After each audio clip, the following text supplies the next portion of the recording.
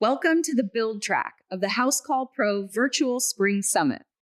In this first session, we're giving you the tools to land more customers and build foundations to grow your business from the start.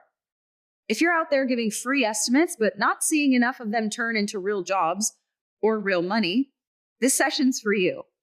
We're talking about how to double your revenue without doubling your workload. Derek Biggs, top business coach and industry expert in sales and leadership, teams up with Rob Castileo, founder of the fast-growing Good Guy Plumbing, to share 3 simple ways to close more estimates, boost your revenue, and finally break free from the busy but broke cycle. You'll learn how to show up like a pro, use effective tools to present your options, and automate your follow-ups so you're closing more jobs without chasing every lead all over town. This one's packed with tactics you can use immediately. So let's jump in. All right, welcome everybody. My name is Derek Biggs. I'm a certified coach with Business Coaching by Housecall Pro. I'm joined today by Rob Castileo with Good Guy Plumbing out of Torrance, California. So thanks for joining me today. Happy to be here. Yeah, man, we're going to be talking today about how to double your revenue without doubling your work using the estimates process, right? We had a great time to talk about that before this session. Before we get into that, we are going to talk about estimates and how Housecall Pro tools help with that whole process. But I want to back up just a little bit. I have a background in home services franchising. The biggest thing about that was how do you create and implement processes that you can repeat to basically take the load off of constantly reinventing the wheel so you can actually scale and grow your business, right? And I know that's something you guys have focused a lot on. Right. So let's take some time and let's back up a little bit. Let's talk about not only why the estimate process is important, but how a company should show up, what this means. So you and I were having some really cool philosophical discussions around what is the point of a business in serving the customer. So let's talk about that a little bit. What's the mindset of a customer, and why would a customer call you? Yeah, I mean, I think that's the $1 million question. We always get wrapped up around different ways to offer and provide services, not really understanding the customer's mindset and the customer's intention. The customer is calling a plumbing, HVAC, electrical company, any trades business that you're in because they want a problem solved. Yeah. And our motive and our intention and what we base our entire operation around is, how am I able to solve their problem the most effectively, the best, with their best interest in mind, safely, and give them a proper solution for the long term? So procedurally, that is really fundamental in how we structure the way we train our call center, our technicians. How do we develop a process to earn their trust so that way we could give them the solution that is best for them in their home, understand what their wants and needs are to take care of them, and make sure you build that repertoire and that relationship for repetitive business to come. Yeah, absolutely. I love that idea of you're a problem solver. You're there to find solutions to their needs and find ways to add value in that, right? And I just think we were talking about this earlier also, post-COVID, there was a 2-year period where it was like making all kinds of money off of calls because people were working from home. They were calling a lot of the trades to help their home be a home office or whatever the case may be. Mm-hmm. Lots of business for a lot of trade companies at that time. And we've kind of seen that taper off over the last couple of years where even with some of the franchises I've worked on, consumers have held off on big repairs, partly because of just uncertainty with the economy, but also realizing that so many home service businesses started up in that time as well. Who do I trust? Like that's a huge customer pain point is knowing who to call, who to trust. And so being able to add trust is a huge value add for people. So I'd love to just kind of pick your brain on that a little bit on how do you add value to your customers by displaying yourself as trustworthy, someone they can call and rely on and who's going to deliver on what you promise. I mean, ultimately, it comes down to the people running the operation, the vision and core values that you set for yourself, and the brand. Yeah. I think that's where it starts. The people have no idea who's coming to the front door. So that's where a lot of objections, anxieties, and a lot of thoughts behind how is this going to unfold, price point, what's going on, what could I expect? All of that happens because there's not a physical human relationship yet. So it's up to you to really display a message and display some type of brand promise before the person actually shows up to your front door. So I think it really does start at, how are you presented online? What does your brand look like? What does your brand communicate to that person? Yeah. There's so many different customers out there, Yeah, right? yeah. Why would they choose you? They haven't spoken to you yet. So what's going to allow them to even engage in your business in the first place? Yeah. So I think once you get them into that point, it all starts in the call center. I mean, they are the first line of defense. I think the call center are heavily misinterpreted as less valuable people than technicians. It's quite the opposite. Yeah. They are your first impression and your reflection of your business. So making sure that you could actually build that trust, empathize with them, make your customer feel at home when they call you. And that is going to allow them to feel so much better about that stranger technician coming to your front door. It's also going to set your technician up for the best success because the call center is going to do a really good job asking the right questions, understanding the problem, building that connection with their customer. Yeah. So that way, when your technician gets there, there's a lot of checks that are already crossed off in that customer, right? They have a really good feeling about the company because they landed on your website. They looked at your reviews. The company is performing well so far. The call center did a really good job setting the tone. Now it's really up to the technicians and following that process and taking them across the finish line. Yeah. So you've really set the table up to that point. Yeah. When we start talking about estimates, it really is about the technician in the home with that customer. Talk to me really quickly first about how you've trained or scripted your technicians to show up to deliver a quality service. What do you guys do for that? Following a process is fundamentally one of the most important things that you can do. Yeah. I mean, in any aspect of the business, but most importantly, when it comes time to really serving customers. A lot of people wrap their heads around, oh, I'm really good at what I do. I'm the best XYZ technician. I know my stuff. I'm good with people. But what we're not understanding is what's really the core fundamental issue or connection that we're not having with that customer that takes all those good things that you do and turns it into a valuable proposition for the customer to get their business. So we do follow a very stringent process where we could try to get a lot of those guardrails down with the customer, right? Yeah. Set those expectations because that's one of the biggest reasons customers lose trust with contractors is expectations, right? Not knowing what's actually going on with their service call, what they could expect. Making sure that you're showing up on time, making sure that you are dressed well, you look professional, that you are communicating well to the customer. Yeah. Just being nice to them, right? Yeah. Saying, hi, hello, how are you? I'm here to take care of XYZ issue. And then it obviously goes in a little bit deeper and, how do you take those beginning stages and develop them throughout your service call process and get to a really good end result? Yeah, that's great. And actually, if you guys don't have a process for that in place now, this is related to the estimates process. The estimates process is really just a smaller part of how you show up, but it's part of the whole consultative selling to position yourself as the expert that can solve that customer's needs, right? So in the franchising space, we would see companies that had what they called the 10 steps or the 14 steps. And it was everything from parking on the side of the street, not in the driveway, out of respect for the customer, showing up in a uniform with a nice branded polo, having multiple shirts in the vehicle for that tech so that they can change and always appear clean at the next job. Walking up to the home with an iPad and a tool bag in hand, perhaps even a name tag. And there's a whole process there. Knocking once, ringing the doorbell, taking a step back, putting shoe covers on in front of the customer. All of these intangible, nonverbal cues that help your company show up as the professional company. And what it's doing psychologically, it's helping your customers say, I think I called the right person, right? And I know you guys do things like that. One of the things I want to talk about now with the estimate process is the inspection checklist, right? That's another part of the 10 steps or the 14 steps or whatever, depending on the brand that we work with in franchising. Mm-hmm.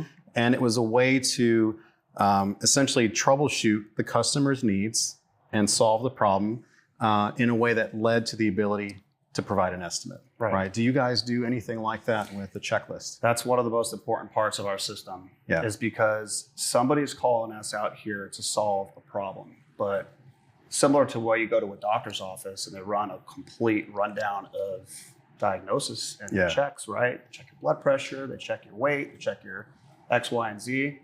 there's a reason that we have to do those things, because it helps us understand what's causing this problem. Yeah. Are there other deeper root issues that could be problematic for the client down the road? It's important for us to have that information and present that to them so we can build options for what their wants and what their needs are, right? Yeah. You know, they don't enjoy waking up and calling a plumber every 3 months, every 6 months, right? They really want to know what's going on here. And is there something for me to do so I don't have these issues that disturb my life? Yeah, yeah. So the evaluation process is really big, and you know, there's a point in that communication where you have to just let the client know and the homeowner know, like, I have to do my evaluation so I could understand what's going on here, so I can give you the right information and put some really good solutions forth coming for you. Yeah, yeah. That's a lot of times where it gets a little tough for technicians to understand that premise, because it feels awkward or a little bit out of place, or some guys will think like, oh, why am I looking at all this stuff? It has nothing to do with the problem right over there. Well, it does,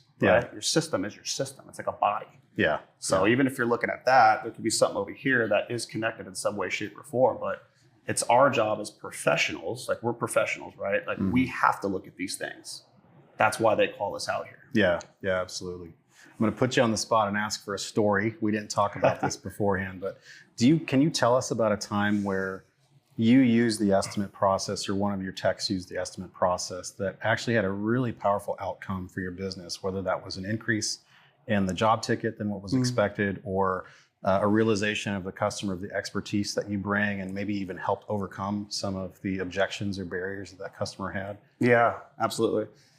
I mean, not just one person, but we've had many instances in the past few years where our technicians got very comfortable with just showing a price. Yeah. And what that really does is it tells the customer, wow, you did all these things so professionally, but this is it. Yeah. Right? Like they want more. They want to understand, like, what is this? Yeah. Explain it to me. Are these my only options? Yeah, yeah. They're kind of stuck between a rock and a hard place, because like, you don't give them any other option or education on how do I move forward and what this means for me in my house. So we did have a hard time with conversion and average tickets, because you know, the guys got very comfortable just, here's the price for this problem. And once we really started emphasizing the use of estimates, and not just using estimates, but also just providing multiple options, conversion rate dramatically went through the roof. Yeah. Significant improvement. Their average ticket also increased, because they were now, because we were exploring the house right through our inspection process, we have more information to provide more options for the customer. Yeah. So ultimately, that's just going to inherently increase your average ticket size. Yeah. Like, as a professional, you do all these things so great, right? And you want to be able to, the customer expects you to deliver them some type of option, to solve their problem right now. Yeah. Yeah. You don't want them to show a quick price and do it really quick, or I'll send you the estimate later. Yeah. Like, they called you and took time out of their day to solve their problem. So when you get to that point in the presentation where you got to sit down with the customer and talk to them, having those estimates really nicely built out, putting a nice summary on there that explains all of the notes, the conversations that you had with the customer. Yeah. That really puts you in a different category of, wow, this guy really, or girl, took extra time to really go through everything, understand my wants and needs. They curated all these nice options that are going to be good fits for me and my house. Yeah. And it gives customers the ability to pick what they're comfortable with, based on how well you did of a job, to explain everything and educate them and go through the house very thoroughly. Yeah. So yeah, I mean, a lot of our KPIs went through the roof, and more importantly, our guys just had more confidence in the system, in the process. Great. That's great. So, yeah, it was a win-win across the board. There's an interesting psychological effect too, right? Because not only by you've provided the options, you've educated the customer throughout the process. Now they're seeing not only what they're getting with each of the options and why they're getting that, they're also seeing what they're missing if they don't go with that next option. Right. Right. And so that opens up a ton of conversation around, do you guys offer financing if I was to go with this third option? Yep. Or even just psychologically, what typically happens is, let's say your tech just gave a price. Typically the price is going to be the lowest option, because all they're doing is saying, here's the price to fix the thing that you called me about. Right. Right. But if you go through the inspection, you realize what they called you about isn't really the thing that they needed.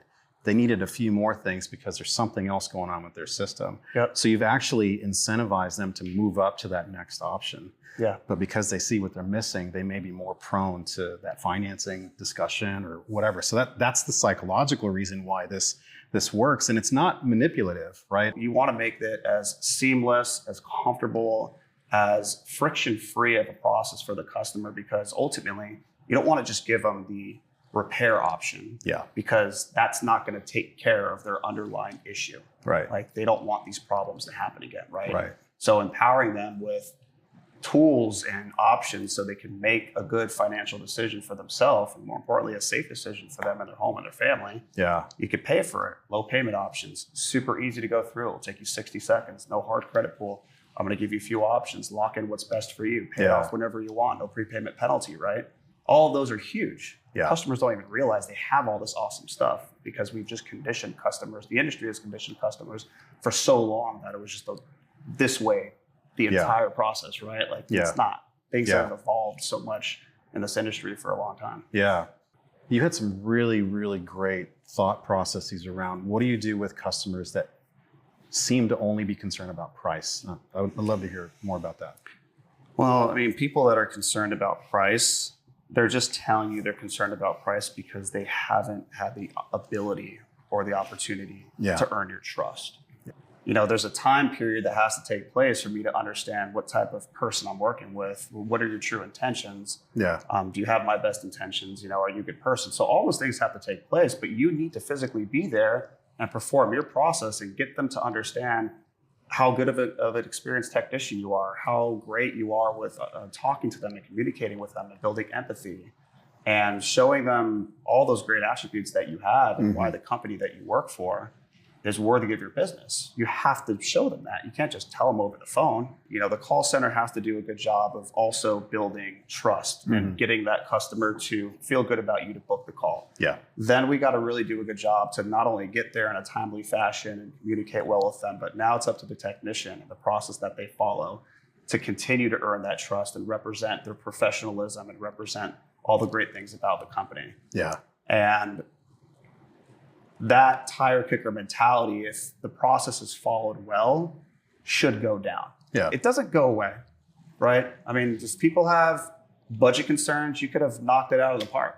You could have done the perfect job going through the house and inspection, answering all their questions, sitting down with them, giving them amazing options, but they still may not be able to go with you because of budgeting concerns. And we don't know what's going on in their financial life, right? Right. But I can promise if you don't do any of that, you absolutely will get a lot of objections. Yeah.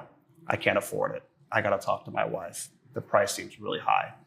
It's not all of those things. That's just a reason for them to not have trust with you. Yeah. They don't have trust with you. They're just telling you those things because there was something there that they didn't like or they didn't trust, or we didn't do a good enough job doing X, Y, Z. Yeah. Yeah. So it's really the company's job to break down those barriers. Yeah, absolutely. And I'd love to kind of key in on another thing you said earlier around a frictionless experience for your customer, right? If you don't go through the estimate process, the inspection, offering options and various solutions, like you said, you don't even have a chance to answer the objection of price. You don't even know that at that point you could offer financing for a solution they didn't realize they needed. Right. So that's the important outcome of the estimate process. But let's shift over to the text now, right? So if there's a frictionless experience for the customer, how do you make the tech experience, how do you train them in using estimates so that it feels frictionless to them? And maybe we start with, you know, what are some of the mindsets of a technician that might be, you know, not as apt to use the estimate process, or they may be hesitant or don't feel confident in that first off? How do you address that with your team? Well, having a price book, I think, is a great start. Yeah. And making sure that you have the technicians believe in the price book is also another thing. And that comes down to just reinforcing, you know, the value of the company and why these services and our prices are the reasoning behind the creation and of what we sell to our customers, right? So there's a lot of training and make sure that you have customer buy-in, or technician buy-in. And a lot of it really has to do with just training. So sit down with your guys one-on-one or in a team, you know, spirit, and actually go through the process of how do I open up an estimate? How do I build options? make it so it's a seamless process for them to see. Yeah. Right. Yeah. You don't want to just throw them out there and tell them to build a few options. If they don't really have enough experience doing it, then they're automatically going to shut down and choose the easier route. Right. Yeah. Most of us would. And then obviously just empowering them and telling them how much more successful you could be by just taking a few short minutes to actually build the estimate.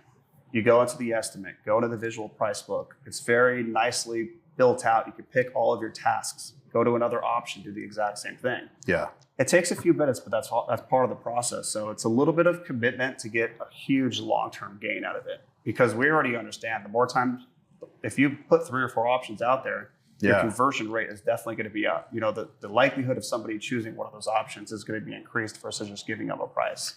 Yeah, I love that. I had mentioned to you earlier, I was at a training session about 6 years ago. So I used to support a pretty large residential electrical service company franchise. We brought a whole bunch of their technicians from various locations into a big training session. And the topic was how to use estimates to double your ticket average, right? And so their lead tech from the system came in and said, here's how we use the inspection checklist to evaluate everything from the specific problem that the customer called about to the panel, to the wire, everything. And no joke, within 24 hours, the technicians that implemented those processes literally doubled their ticket average within 24 hours. I believe it. Fantastic. Totally. I'd love to hear even just how have you seen that work for your business? Can you tell us about maybe a situation where that happened? You had a technician that started doing that. And yeah, I mean, when they really started believing in it, like I was saying before, we had to do training. You can't expect people to just pick up and do it just because you tell them to do it. They have to believe in it. So you have to show them that, right? Yeah. So that starts in the training room. That starts with sitting down with them one-on-one and making sure that they feel very comfortable doing it. Yeah.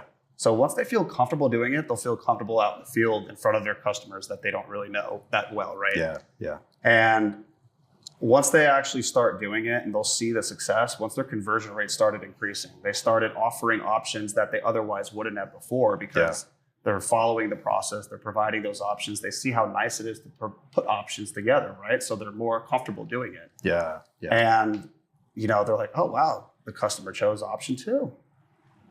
You don't need to tell them that, see, I told you so. They see that themselves. They realize that themselves. But they have to win and find that success for them to fuel that fire and start believing it. Now they're going to go again and do it. They're going to feel better about it. Then they're going to have success. It starts building traction. Yeah. So, I mean, technicians definitely are going to see so much of an easier time, I think, handling that awkward stage that they find so awkward at that present step, right? When it's time to talk numbers and estimates. But I think having a nice platform and a user interface to show these estimates makes it more engaging, makes it a little bit more comfortable between the customer and the technician. Yeah. And they'll enjoy that more, and then they're really going to enjoy it once they actually see how successful it is. Yeah, that's great. I want to talk about the platform piece that you just mentioned, specifically with tools and processes that Housecall Pro allows for. There's one nuance that you reminded me of just then, and I bet many of you probably deal with this as well, where your technicians don't feel like they can charge as much as you charge in your price book for the various options, oftentimes because they may be projecting themselves and the value or even their own income level or whatever the case may be, because you're likely servicing homes where they may be very affluent, high-income homes, and frankly, techs just may not be in that life, right? And so you said something awesome around the role of technician also that I think it'd be really great for everybody to hear, that it's not just about selling and it's just not about fixing. Do you remember what you said about that? It really has 4 or 5 roles, I think. Oh, yeah. Okay. So we got to think of ourselves as not just technicians. We are in this business for really 4 different reasons. So you do wear 4 different hats as a technician or as a service professional, right? Yeah. The first hat you always put on is a consultant hat. You're going to go to Mrs. Jones's house and you're going to consult and ask questions and understand what is the issue at hand. What's been bothering her? What are some concerns that she has? What's disturbing her lifestyle and her convenience, right? Yeah. you're consulting here first. The second thing you're going to do is put your safety expert hat on, and you're going to be a safety advisor. What do you inspect your house? Is there anything inside of this home that is a potential safety issue? Yeah. Is it undersized? Is there something that could cause a leak or a failure or whatever the case may be? That's your job to bring that up to Mrs. Jones or your customer, right? You want to make sure everything is safe in her home. The third one is a technician, which everybody is really good at doing, right? Troubleshooting, diagnosing, tinkering, understanding what the core problem is. And then the fourth one is revenue producer. Yeah. Ultimately, if you do those first three things, you put those first three hats on, and you're in the help mentality of helping your customer out, not just selling or fixing, but you're actually helping them by doing those three things, the revenue just happens. It comes. It falls right through. And it's amazing how it all unravels and how it all works if you just kind of put your mindset on and think of it that way. I love really that is what the inspection and estimate process is all encompassing, those four hats, right? So super, super powerful. What are some best practices that you implement, and what tools within Housecall Pro help you to get that done? Well, I think it really starts to when we receive the job and the technician looks at the job for the first time. Yeah. Right. That's where everything starts. Making sure that, we use the intake form and we put a lot of our job notes on the request guide. So it's a very nice, easy location for the technicians to understand the issue at hand, more information about it, a little bit of information about the customer, right? If there are other private notes, anything special, we got to learn about it. What's any of the property information we can see through Zillow, customer history to learn a little bit more. So all that easy to use interface and the information at a glance is already kind of putting the technician in a good starting mentality to have a successful call. Notifying them when we're on our way, getting there, and the usability and easeability of actually getting those checklists to do your process and filling it out and making it very frictionless is awesome. Yeah. And I think once it comes time for the estimates, it's very easy. We just pull up the line items, go to the service price book. I'm a very visual person, so having all of that visual categories and easeability of actually picking those services is great. It makes the whole system just flow a little bit easier, right? It makes it more enjoyable. It takes a little bit less time in some situations for us to do it. Copying to multiple options. It works really well, and I think everything has a nice flow to it. There's nothing that really gets in the way of I have to go around this certain thing in order for me to continue my process. Yeah. And the estimates are great. And I think even better too is, once you're presenting estimates and it's time to move forward on something, which hopefully happens at the table, right? With the customer there, get that signature, take that deposit.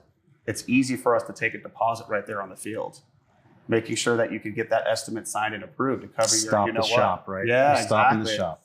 You start right now. That's always the intention to take care. If it's a bigger job, you can start tomorrow. But guess what? I'm signed and sealed. I have a deposit ready to go. Yeah. I'm ready to come back tomorrow and serve my customer and take care of this job.